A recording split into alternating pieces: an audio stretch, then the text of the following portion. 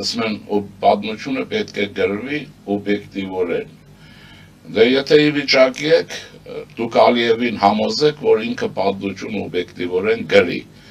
զենքը ձեռքը հրթիռներ հետևներից է տնկած, ինչպես որ եղել է, 2 օր առաջ է եղել։ Դուք համոզեք այդ դեպքում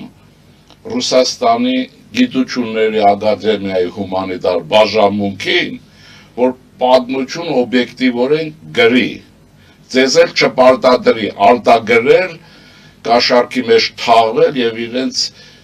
գրաններով գիրք գրել։ Կարող եք։ Այդպես չի լինելու։ Այդ ձեզ համար արեմուտ չի, մենք։ Դա այստեղ չկան թոյմբիներ, որ պատմագիտություն տան ձեզ։ Հետևաբար հարց առաջանում, որ սա շատ սկզբունքային է։ Իսկ ինչպես այս ուրեմն ամբողջի մեջ գտնել են մարգարիտները, որ մեր պատմությունն է։